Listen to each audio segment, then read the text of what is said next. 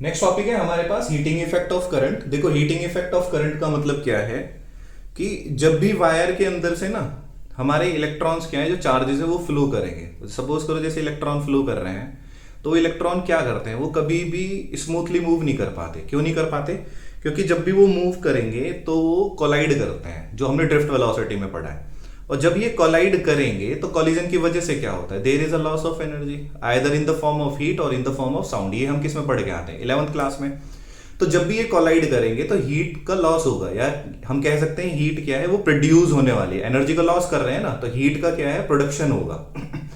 तो ये है हीटिंग इफेक्ट ऑफ करंट। इसका मतलब क्या है कि when ever current flows through a conductor, जब भी कंडक्टर के थ्रू क्या करता है, करंट हमारा फ्लो करेगा, तो इट विल प्रोड्यूस हीट। अब ये हीट कौन कौन से फैक्टर्स पे डिपेंड करती है, वही हमें देखना है। अब जो लॉ हमें बताता है, that law is known as Joule's law of heating. ठीक है, तो ये भी हम लोगों ने क्या है, ये हम लोग उसमें पढ़ चुके हैं 10th क्लास में। अब जूल्स लॉ ऑफ हीटिंग क्या कहता है? जूल्स लॉ ऑफ हीटिंग देखो, इसको ना अपने शब्दों में ही लिख सकते हैं कि जो भी हीट प्रोड्यूस हुई, देखो अभी मैंने पर यूनिट टाइम नहीं बोला है, हम लोग क्या बोल रहे हैं कि जो भी हीट प्रोड्यूस्ड होगी, that heat is produced, this heat produce is directly proportional. तो देखो ये डायरेक्टली प्रोपोर्शनल किसके है, स्क्वायर ऑफ फ्लोइंग करंट। जो करंट फ्लो कर रहा है उसके मैग्नीट्यूड के स्क्वायर, यानी कि ये लिख दिया आई स्क्वायर। ठीक है, डायरेक्टली प्रोपोर्शनल हम लोगों ने लिखा, ये किसका है, रेजिस्टेंस ऑफ वायर या रेजिस्टेंस ऑफ कंडक्टर।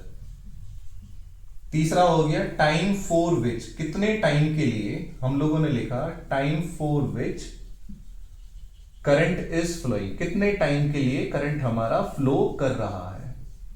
तो हम क्या लिख सकते हैं, दैट इज हम लोगों ने लिखा कि H is directly proportional I square R T.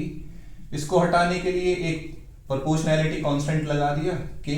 अब K की वैल्यू क्या होती है, 1। तो H इज इक्वल टू क्या हो गया, ये आ गया आई स्क्वायर आर टी।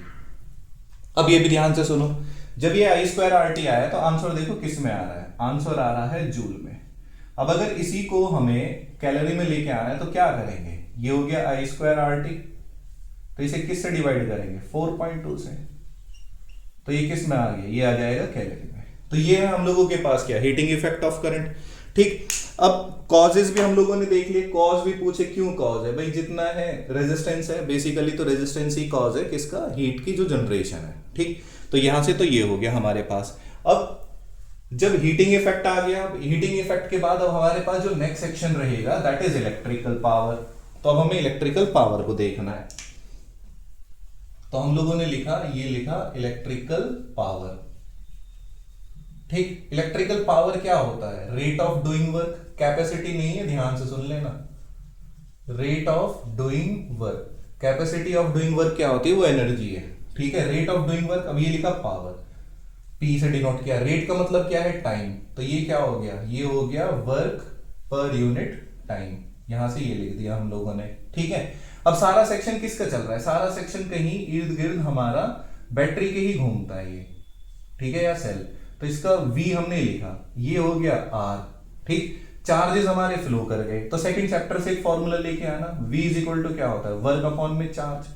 ठीक है, ये चार्ज भी कौन सा था, टेस्ट चार्ज। तो देखो वर्क, अब हमने क्या लिखा, पावर इज इक्वल टू लिख दिया वर्क अपॉन में टाइम। क्या हम वर्क की जगह V इंटू क्यू लिख सकते हैं, हाँ लिख सकते हैं, लिखा, ये हो गया T। अब चार्ज अपॉन टाइम क्या होता है, पहला चैप्टर देखो, तो ये तो 10th क्लास में भी है ना, I is equal to Q by T. तो पावर इज इक्वल टू क्या हो गया, पावर इज इक्वल टू हो गया VI। तो एक फॉर्मूला तो ये बन गया पावर का। ठीक, अब ओम्स लॉ से हम लोगों को क्या पता है, हमें पता है कि V इज इक्वल टू क्या होता है, IR। तो V की जगह लिख दो, इस बार इस V की जगह लिख दो IR इंटू I। तो एक फॉर्मूला क्या बन गया, ये बन गया I स्क्वायर R। ठीक है, इसके अलावा यहां से करो I को फ्री, तो I को फ्री करेंगे तो क्या लिखेंगे, V अपॉन में R। तो इस बार I की जगह, जो ये सेक्शन है तो I की जगह लिखो, तो क्या हो गया, P is equal to V, I की जगह क्या लिखा, V अपॉन में R। तो पावर इज इक्वल टू कितना हो गया, ये हो गया V स्क्वायर अपॉन में R। एक फॉर्मूला ये बन गया, बात समझ में आ रही है।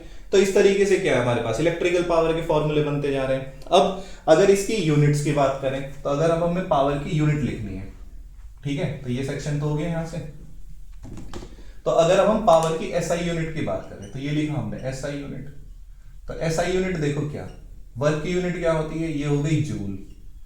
टाइम की यूनिट क्या होती है, सेकंड, तो क्या हो गया जूल पर सेकंड। या स्टैंडर्ड यूनिट क्या है, स्टैंडर्ड यूनिट है वॉट। किसके नाम पर पड़ी, जेम्स वॉट, जिसने स्टीम इंजन की इन्वेंशन करी थी।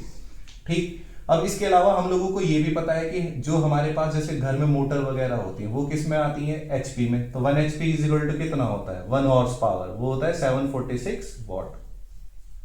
अब ये यूनिट किसी में भी दे सकता है, जैसे किलो वॉट, किलो का मतलब कितना हो गया, किलो का मतलब हो गया 10 की पावर 3। इसके अलावा ये मेगा में भी दे सकता है, तो मेगा कितना हो गया 10 की पावर 6। ठीक है, तो मेगा को हटाने के लिए ये लगाएंगे, किलो को हटाने के लिए ये लगाएंगे। तो ये हो गया हमारे पास क्या, इलेक्ट्रिकल पावर। देखो सिंपल सिंपल सी चीजें हैं ये। अब इसके बाद जो हमारे पास टॉपिक बचता है दैट इज इलेक्ट्रिकल एनर्जी। ये हमारा लास्ट टॉपिक है इस चैप्टर का। इसमें हमें क्या देखना है, ये 9th क्लास का सेक्शन है, ये जो हम यहां पे पढ़ने वाले हैं।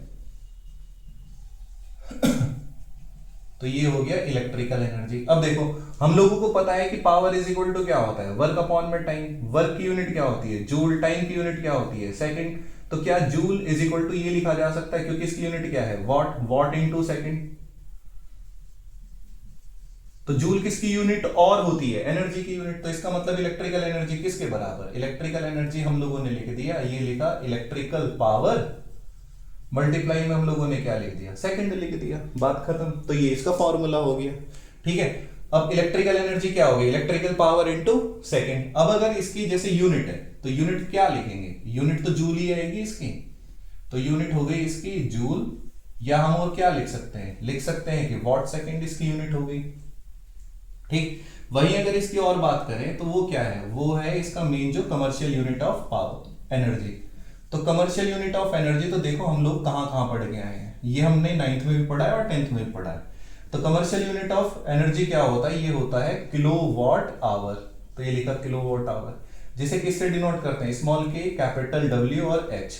अब ये जो किलोवाट आवर है ये ही किसके बराबर होता है, जो हम लोग बिल निकालते हैं ना, जैसे 1 यूनिट 2 यूनिट 3 यूनिट। तो 1 किलोवाट आवर एनर्जी का अगर कंजप्शन है, यानी 1 किलोवाट आवर है, तो इसका मतलब क्या है 1 यूनिट का कंजप्शन हो चुका है। अब 1 किलोवाट आवर हमें देखना है कि 1 किलोवाट आवर में कितनी एनर्जी रहेगी।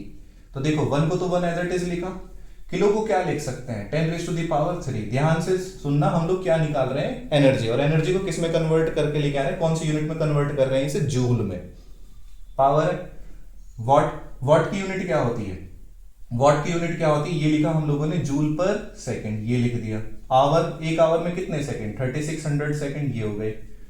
तो सेकंड से सेकंड को कैंसिल करो, तो 1 kilowatt hour is equal to कितना आ गया, ये आ गया 36 into 10 raise to the power 5 joule. क्यों, देखो 3 इसके पास है, 0 2 इसके पास है, और ये सब किसके बराबर आ रहा है, ये सब 1 यूनिट के बराबर आ रहा है।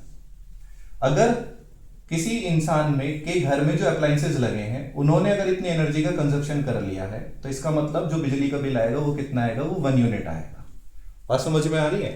तो ये हो गई हमारे पास क्या, कमर्शियल यूनिट ऑफ पावर। ये हम 9th में भी पढ़ते हैं, ध्यान से सुनो, ये 10th में भी पढ़ा और ये 12th में भी पढ़ा।